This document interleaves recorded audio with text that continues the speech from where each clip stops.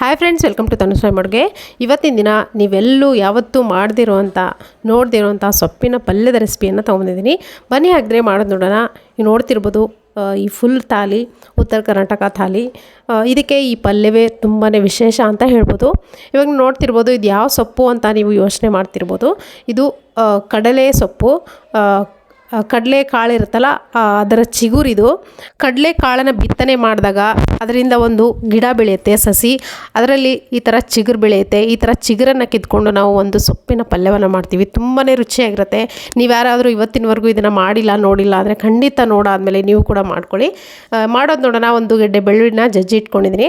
ಒಂದು ಪಾತ್ರೆ ಬಿಸಿ ಇಟ್ಕೊಂಡಿದ್ದೀನಿ. ನಾನಿಲ್ಲಿ ಪಾತ್ರೆಗೆ ಎಣ್ಣೆಯನ್ನು ಹಾಕ್ಕೊಂಡಿದ್ದೀನಿ, ಅಂದರೆ 2 ಟೇಬಲ್ ಸ್ಪೂನ್ ಆಗೋಷ್ಟು. ಜಜ್ಜಿದಂಥ ಒಂದು ಗೆಡ್ಡೆ ಬೆಳ್ಳುಳ್ಳಿ ಜೊತೆಗೆ ಹಸಿಮೆಣಸಿನ್ಕಾಯಿ ಪೇಸ್ಟನ್ನು ಹಾಕ್ಕೊಂಡಿದ್ದೀನಿ. ಹಸಿಮೆಣಸಿನ್ಕಾಯಿನ ಜಸ್ಟು ಎಣ್ಣೆಯಲ್ಲಿ ರುಬ್ಕೊಂಡು ಹಾಕ್ಕೊಳ್ಬೇಕು ಅಷ್ಟೇ. ಸ್ವಲ್ಪ ಕರಿಬೇವಿನ ಸೊಪ್ಪನ್ನು ಹಾಕ್ಕೊಂಡು ಚೆನ್ನಾಗಿ ಎಣ್ಣೆಯಲ್ಲಿ ಫ್ರೈ ಮಾಡ್ಕೋಬೇಕು. ಈ ಬೆಳ್ಳುಳ್ಳಿ ಏನು ಕೆಂಪಗಾಗುತ್ತೆ ಅಲ್ಲ, ಜಸ್ಟು ಆ ಫ್ಲೇವರ್ ಬಿಟ್ಕೊಂಡ್ರೆ ಸಾಕು ಎಣ್ಣೆಯಲ್ಲಿ. ಎಲ್ಲವೂ ಚೆನ್ನಾಗಿ ಫ್ರೈ ಆದಮೇಲೆ ಹಸಿಮೆಣಸಿನ್ಕಾಯಿ ಎಲ್ಲ ಹಸಿ ವಾಸನೆ ಹೋಗಾದಮೇಲೆ ನಾನಿಲ್ಲಿ ಈ ಕಡಲೆ ಸೊಪ್ಪು ಏನಿದೆ ನೋಡಿ, ಇದನ್ನು ಡೈರೆಕ್ಟಾಗಿ ಹಾಕ್ಕೊಳ್ತಾ ಇದ್ದೀನಿ. ಕಡಲೆ ಸೊಪ್ಪನ್ನು ಬಿತ್ತಾದಮೇಲೆ ತಕ್ಷಣ ಒಂದು 2 ವೀಕ್ಸಲ್ಲಿ ಈ ಚಿಗುರು ಬೆಳೆಯುತ್ತೆ. ಆವಾಗಲೇ ಕಿತ್ಕೊಂಡ್ಬಂದು ಇದನ್ನು ಮಾಡ್ಕೊಳ್ಬೇಕಾಗತ್ತೆ. ಇದನ್ನು ಸೊಪ್ಪನ್ನು ತೊಳೆಯೋ ಆಗುತ್ತೆ. ಎಲ್ಲ ತೊಳೆದ್ರೆ ಇದರಿಂದ ಬರುವಂಥ ರುಚಿ ಏನಿರುತ್ತೆ ಅದೆಲ್ಲವೂ ಹೊರಟೋಗುತ್ತೆ. ಹಾಗಾಗಿ ಜಸ್ಟ್ ಕಿತ್ಕೊಂಬರೋದು ಮಾಡೋದು ಅಷ್ಟೇ. ಇದರಿಂದ ಸ್ವಲ್ಪ ಬಟ್ಟೆಯಿಂದ ಕ್ಲೀನಾಗಿ ಒರೆಸ್ಕೊಂಡು ಮಾಡೋದು ಅಷ್ಟೇ. ಬೇಕಿದ್ದರೆ ನೀವು ತೊಳೆದು ಮಾಡ್ಕೊಬೋದು, ಏನು ತೊಂದರೆ ಇಲ್ಲ.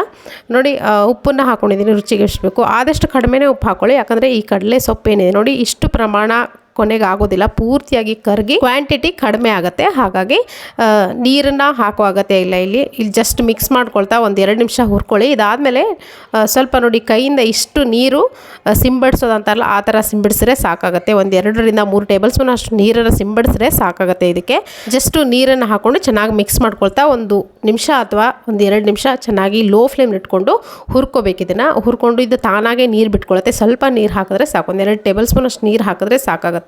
ಇದನ್ನು ಈ ಥರ ಕ್ಲೀನಾಗಿ ಮಿಕ್ಸ್ ಮಾಡ್ಕೊಳ್ಳಿ. ಮತ್ತೇನು ಬೇರೆ ಇಂಗ್ರೀಡಿಯೆಂಟ್ಸ್ ಹಾಕೋ ಅಗತ್ಯನೇ ಇಲ್ಲ. ಇದಕ್ಕೆ ಜಸ್ಟ್ ಬೆಳ್ಳುಳ್ಳಿ ಹಾಕಿದ್ರೆ ಸಾಕಾಗುತ್ತೆ. ನೋಡಿ, ಮುಚ್ಚಿ 1-2 ನಿಮಿಷ ಬಿಟ್ಟಿದೆ. ಜಾಸ್ತಿ ಹೊತ್ತು ಬೇಯಿಸೋ ಆಗುತ್ತೆ. 2 ನಿಮಿಷದಲ್ಲಿ ಈ ರುಚಿಕರವಾದಂಥ ಸೊಪ್ಪಿನ ಪಲ್ಯ, ಕಡಲೆ ಸೊಪ್ಪಿನ ಪಲ್ಯ ರೆಡಿ ಆಗುತ್ತೆ ನಿಮಗೆ.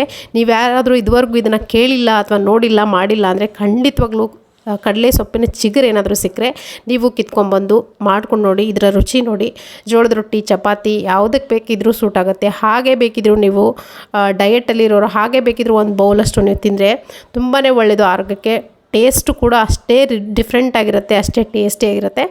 ಸೊ ಇವಾಗ ಇದನ್ನು ನಾನು ಒಂದು ಉತ್ತರ ಕರ್ನಾಟಕ ಥಾಲಿಯೊಂದಿಗೆ ಈ ಪಲ್ಯವನ್ನು ಕೂಡ ಮಾಡ್ಕೊಂಡಿದ್ದೀನಿ. ನೋಡಿ, ರುಚಿ ಆದಂಥ ಕಡಲೆ ಸೊಪ್ಪಿನ ಪಲ್ಯ ರೆಡಿಯಾಗಿದೆ. ಜೋಳದ ರೊಟ್ಟಿ ಜೊತೆ ಒಂದು ಒಳ್ಳೆ ಕಾಂಬಿನೇಷನ್ನು. ಯಾರ್ಯಾರು ಇದ್ರ ರುಚಿ ನೋಡಿದ್ರೆ ಖಂಡಿತ ಕಾಮೆಂಟ್ ಮುಖಾಂತರ ಬರ್ತಿರಿಸಿ. ಯಾರ್ಯಾರು ನೋಡಿಲ್ವೋ ಖಂಡಿತ ಟ್ರೈ ಮಾಡಿ. Thank you.